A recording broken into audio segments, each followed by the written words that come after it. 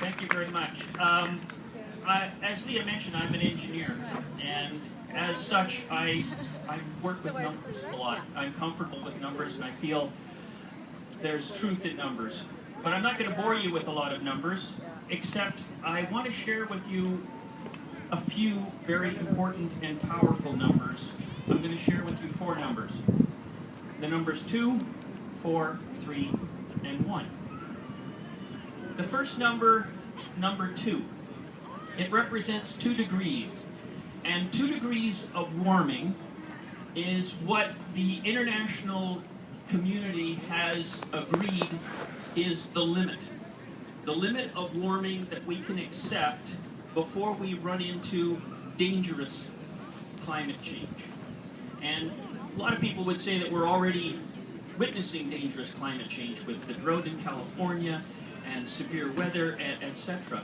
But what we're talking about with dangerous climate change is we're talking about nonlinear, abrupt, unpredictable changes. And at 2 degrees, that's where we're headed. So the Paris negotiations and all the negotiations before have been focused on trying to work out a way to keep the warming below 2 degrees. Now, the scientists have actually come up with a number of our emissions that we can put into the atmosphere that would keep us to that limit. And roughly speaking, we're talking about 500 gigatons of carbon dioxide emissions into the atmosphere. So we've got a carbon budget, if you will. Which leads us to the next number, 4.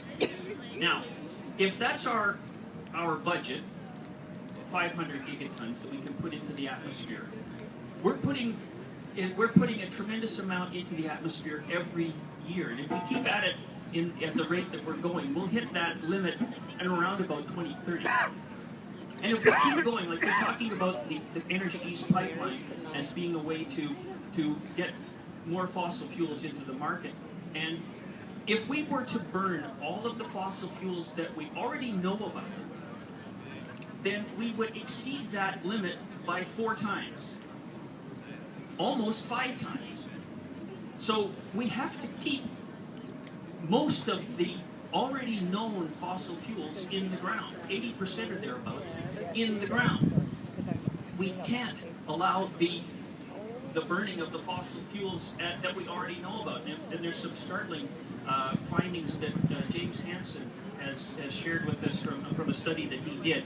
And this is what he says about if we actually burn all of the fossil fuels that there is. And his study says, burning all fossil fuels would produce a different, practically uninhabitable planet. Our calculated global warming in this case is 16 degrees, with warming at the poles approximately 30 degrees. Calculated warming over land area is approximately 20 degrees. Such temperatures would eliminate grain production in almost all agricultural regions of the world. Global warming of that magnitude would make most of the planet uninhabitable by humans. That was James Hansen, who's worked with the Goddard Space Institute. He's pivotal in the study of climate. Now that's pretty sobering stuff. And if we burn what we know about, we'll exceed the limit by 4 times. But now we have the Energy East pipeline. And the Energy East pipeline has been proposed to get the fossil fuel in the tar sands to market. Well, they're already getting the tar sands to market with pipelines and rail that they already use.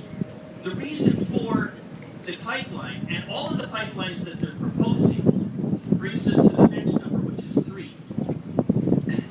The reason for all of these pipelines that are proposed is so that they can triple the rate of extraction from the tar sands. And so they need all of the pipelines in order to triple the production. So they're not slowing the production as James Hansen would have us do, and the alignment with the limit that we're supposed to be keeping to. Instead, they want to accelerate the extraction. Now, people say that that's because of the economy. And the reason for that is you know, how important the tar sands is to our economy. But in fact, energy industry has declined as a percentage of our economy from 1997 until 2013. Its percentage of the gross national product, GDP, dropped from 12% to 10%. So it's still, it's a declining part of our economy. But, I'll just say, well, but the tar sands grew during that period. That's true. And that subsector, its part of the economy grew from 1.3% to 2%. So in 2013, it was still, there's so much importance being put on the tar sands as an economic engine, but it was only 2% of the economy in 2013, and that's before the price drop in 2014.